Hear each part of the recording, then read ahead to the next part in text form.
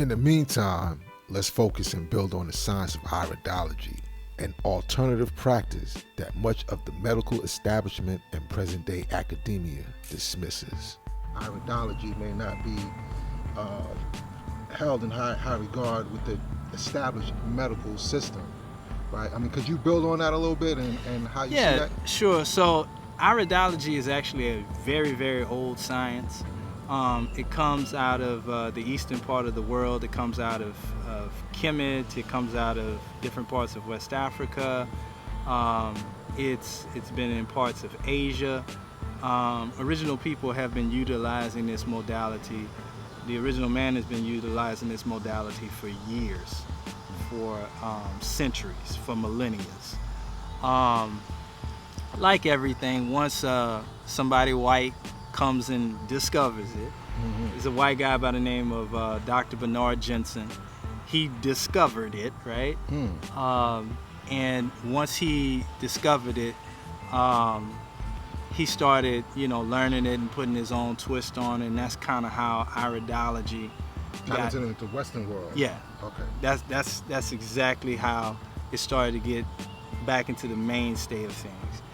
Optometrists, to a degree, know a little bit of iridology, but they don't study it in the same way.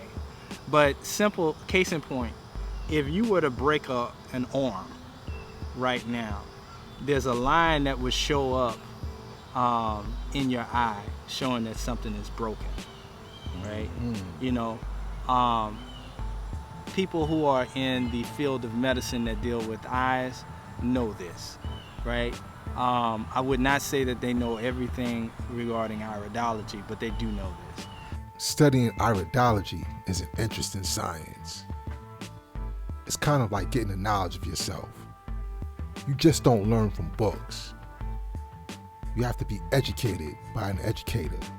The book that I have in front of me is called The Eyes of Forever Young by Dr. Paul Goss. This is the late great Dr. Paul Goss. He actually returned last year sometime, if I'm not mistaken, around April. Dr. Paul Goss was also a herbalist and master iridologist who has helped thousands of people with issues ranging from the common cold to HIV and cancer, and taught week-long iridology classes in Arizona and North Carolina, as well as lecturing globally, and has done numerous interviews. He has since returned to his essence, yet many recordings of his lectures and classes can be found online. Genius, man. This brother provided food, clothing, shelter for his family strictly off of his knowledge on herbs and iridology. He's helped tons of people get rid of diseases that the establishment says is incurable. Many of us know that the medical establishment is a business, yet many of us are unaware or unclear on what the alternative is. Most only know and acknowledge what is on the surface, and usually are skeptical about the alternative solutions.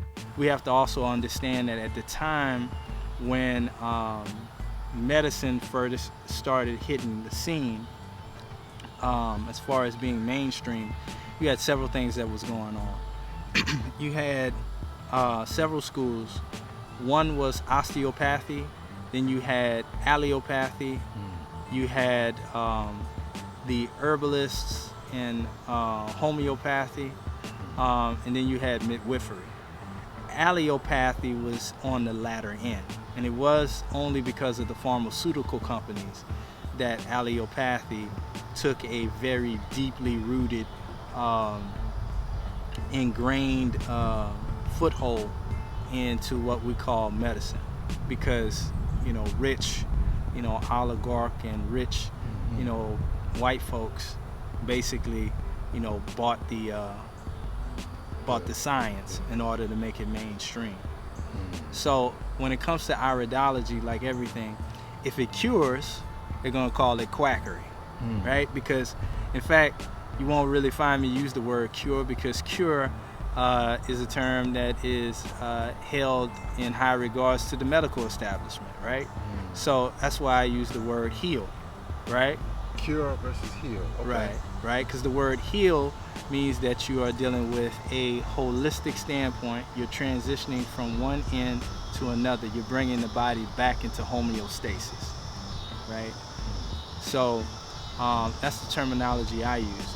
But with iridology, same thing as homeopathy, same thing as herbs.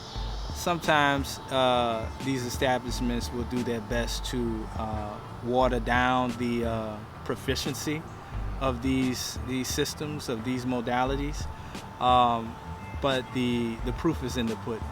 You know, right now you have a situation where more people are dying in this country, specifically from doctors. And the number one cause of disease in America is actually medical malpractice. A lot of people don't know this, but it's the truth. Right under that is heart disease, right? Ironically speaking, when COVID hit, all of those diseases went down, and the number one cause of death was COVID. I'll just throw that out there. You know, how is that possible? The CDC wouldn't agree with you, but no, the this was on their sites, right? So it's like interesting. Yeah, so I'm just throwing it out there, you know, hint to the wise. If how can all these diseases like heart disease, cancer, diabetes, and all these things go down unless the numbers were inflated? But I'll digress. I was taught to take nothing on face value, yet face the value by studying and doing my own research, as we all should do. You must do your own research, as I did. INFMEGA did this.